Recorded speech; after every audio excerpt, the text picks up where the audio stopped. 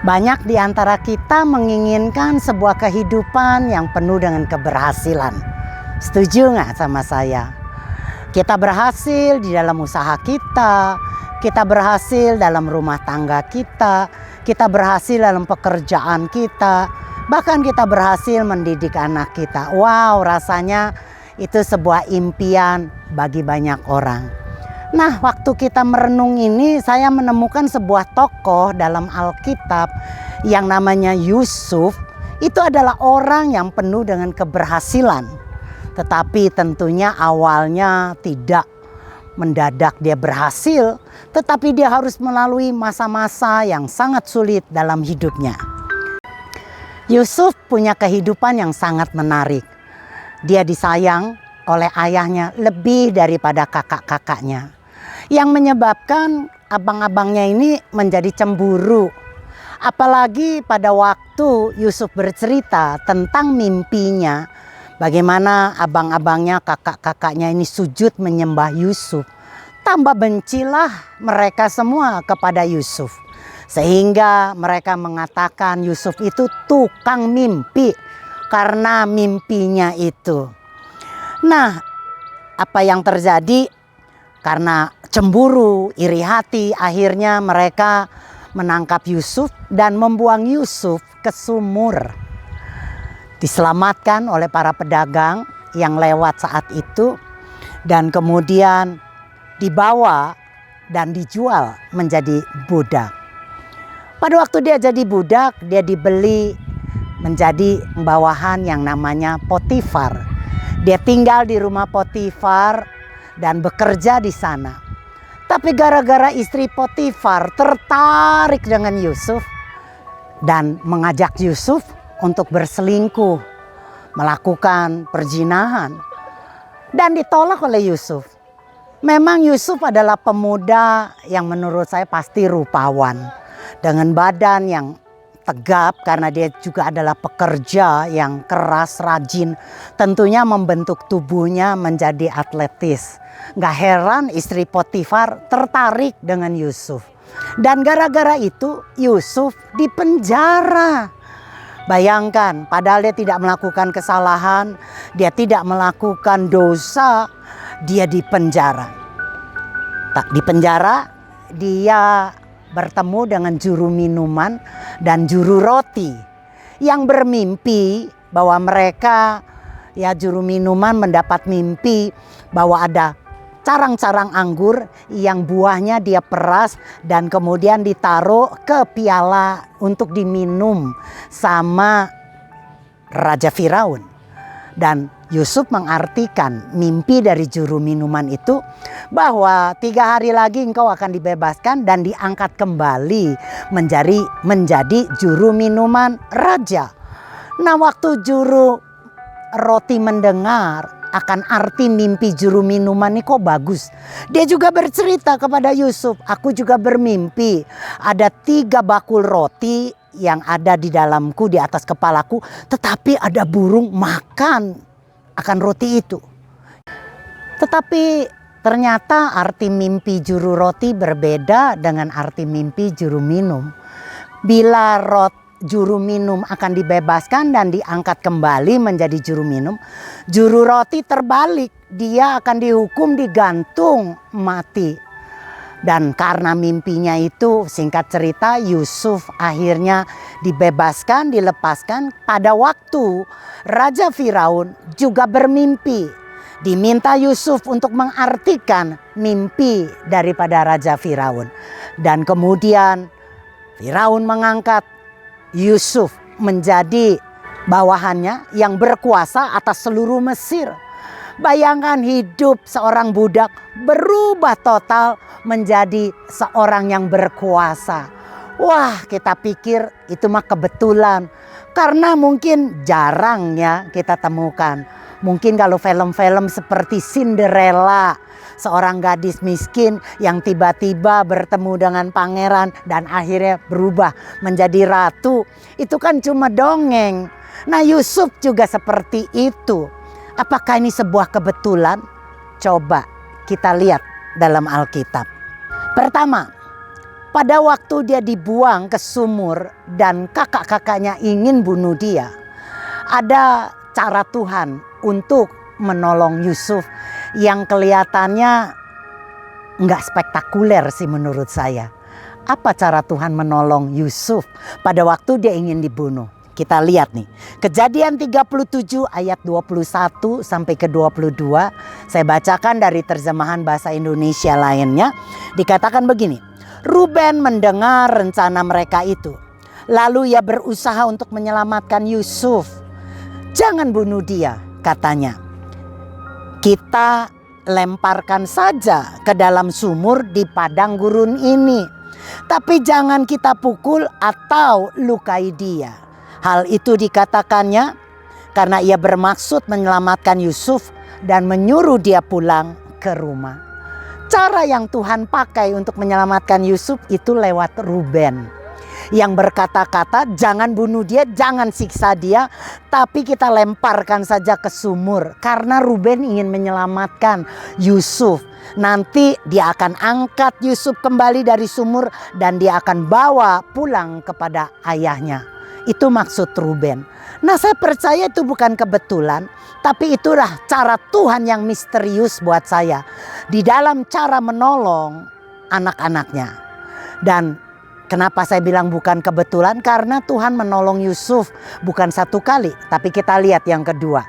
Bagaimana pada waktu dia di penjara, ya, karena gara-gara istri tuannya yang berbohong, yang berkata Yusuf ingin memperkosa, sehingga tuannya yang bernama Potifar ini marah dan memenjarakan Yusuf. Ayatnya kita coba baca, Kejadian 39 ayat ke-20. Ya, firman Tuhan dikatakan begini. Lalu ia menjebloskan Yusuf ke dalam penjara, tempat para tahanan raja dikurung. Mungkin kita pikir iya dia buat salah, jadi ditangkap dan dipenjara itu wajar.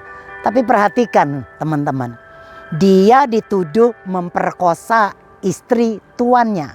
Dan di zaman dulu hukuman bagi pemerkosa itu nggak ringan. Ya, itu biasanya dimutilasi. Apa itu? Dipotong-potong bagian-bagian tubuhnya. Bila dia memperkosa, dipotong-potong bagian tubuhnya. Nggak boleh dikubur dengan utuh. Wih, mengerikan kan? Dipotong hidungnya, dimutilasi, entah itu kupingnya, tangannya, kakinya. Tapi Yusuf tidak dimutilasi, hanya ditaruh di penjara. Apa itu sebuah kebetulan?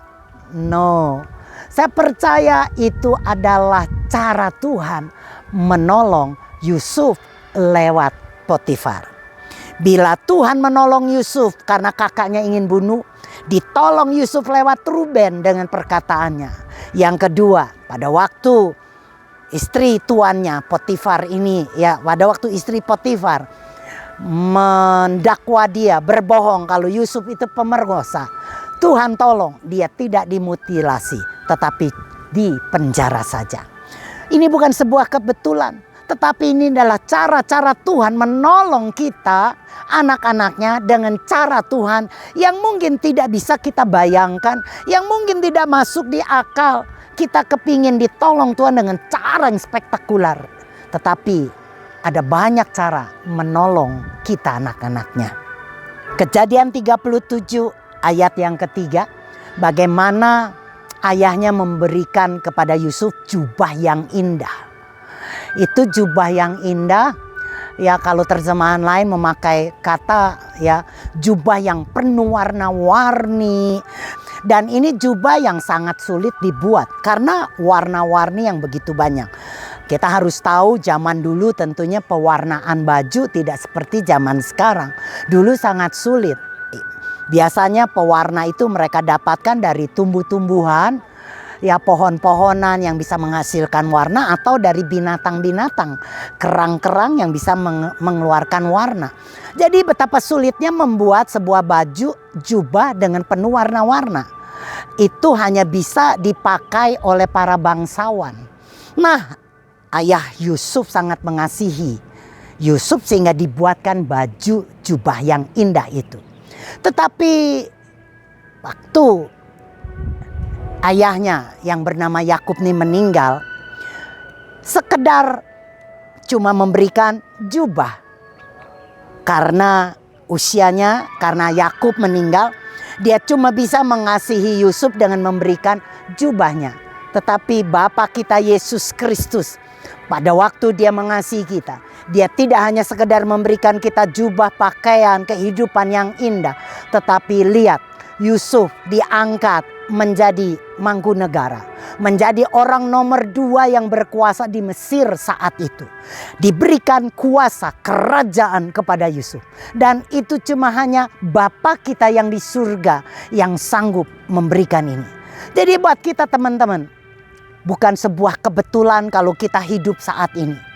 Bukan sebuah hoki, keberuntungan kita boleh hidup mungkin dengan mempunyai harta, mobil, rumah. Buat saya bukan kebetulan. Tetapi saya percaya Tuhan menyediakan buat kita anak-anaknya. Kita boleh lepas dari kecelakaan mara bahaya. Bukan kebetulan. Bukan karena kita hoki sehingga pada waktu terjadi kecelakaan, tabrakan yang dahsyat, kita tidak mengalami kecelakaan yang parah. Bahkan kita tidak didapati cacat, tidak mati, meninggal karena kecelakaan itu. Bukan kebetulan. Tetapi saya percaya cara Tuhan menolong begitu rupa kita nggak pernah lihat. Mungkin Tuhan memerintahkan malaikat-malaikat untuk menolong kita. Sehingga kita tidak menghadapi mara bahaya yang merugikan. Ada begitu banyak cara Tuhan. Mungkin pada waktu kita membutuhkan makanan, kita membutuhkan berkat keuangan, Tuhan bisa mengirim orang lain untuk menolong kita. Saya ingat banget pada waktu itu. Hal yang sepele, hal yang kecil. Saya menginginkan waktu itu kepengen banget makan kinca duren. Nah, ibu-ibu teman-teman ya mungkin tahu itu namanya kinca duren. Duren yang diolah, diberi santan dan gula Jawa, ya kemudian dia menjadi kinca duren yang kita bisa makan dengan roti. Itu enak banget tuh. Nah ini saya kepingin makan dan waktu itu sudah malam. Nggak mungkin saya mencari duren karena sudah malam gak ada yang jual. Lalu bagaimana saya harus cari kelapa, santan untuk masak. Kalau durennya ada pun sulit karena tidak ada yang menjual kelapa untuk dibuat santan.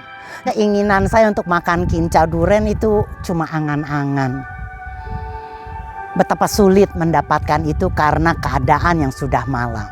Tapi saya punya Bapa kita Yesus Kristus yang memperhatikan anak-anaknya. Dia tolong saya dengan caranya yang gak masuk di akal. Itu ada yang mengirimkan kinca duren. Malam-malam rumah saya diketuk. Saya kaget. Kenapa? Karena dia bilang diperintahkan oleh mertua saya untuk nganterin makanan ini. Padahal itu udah hampir jam 11 malam. Waktu saya buka, saya kaget banget. Apa yang dikirim oleh mertua saya? Teman-teman pasti tahu deh. Kinca duren. Wih, luar biasa kan? Jadi kita punya Bapa Yesus Kristus yang mengasihi kita, yang memberikan keinginan kita itu dengan cara yang sangat mustahil. Nggak kepikir saya mertua saya bisa menyiapkan, menyediakan, memasak kinca duren. Dan pada waktu saya kepingin tepat malam itu dia suruh orang untuk mengantar duren kinca itu kepada saya. Di mana saya lagi menginginkannya, lagi ngiler. Itulah cara Tuhan menolong. Dia bisa pakai mertua saya. Dia bisa pakai tetangga saya. Waktu saya itu kepingin makan nasi kuning dengan ayam goreng. Itu juga Tuhan tolong suruh tetangga. Itu lagi bikin pesta. Dia kirim ketuk pintu dan berkata, kami lagi ucapan syukur. Ini ada makanan buat ibu. Saya temukan nasi kuning dengan ayam goreng. Jadi artinya Tuhan bisa memakai mertua, keluarga. Tuhan bisa memakai tetangga, orang lain. Bahkan kalau kita membaca dalam Alkitab, Tuhan bisa memakai burung di udara untuk mengirimkan daging kepada bangsa Israel. Gak ada yang sukar bagi Tuhan. Jadi teman-teman, tidak ada yang kebetulan dalam hidup kita. Percayalah, apa yang kau rindukan, apa yang kau butuhkan, yang kau inginkan. Kita minta kepada Bapa karena Dia adalah Bapa yang sangat baik. Tuhan Yesus akan menyediakan, memberikan kepuasan kepada kita karena Dia punya hati selalu dan keinginan untuk menyenangkan kita sebagai anak-anaknya. Sebagaimana orang tua ingin selalu memanjakan anak-anaknya, selalu menginginkan yang terbaik untuk anak-anaknya. Itulah Bapa kita Yesus Kristus yang selalu menginginkan memberikan yang terbaik bagi Anda dan bagi saya. Amin. Jadi teman-teman, bersyukur kita punya Tuhan Yesus yang sangat ajaib. Hidup kita bukanlah sebuah kebetulan, tapi sudah dirancang, direncanakan oleh Bapa kita. Shalom bagi kita, shalom bagi Indonesia, shalom bagi semuanya. Tuhan Yesus berkati.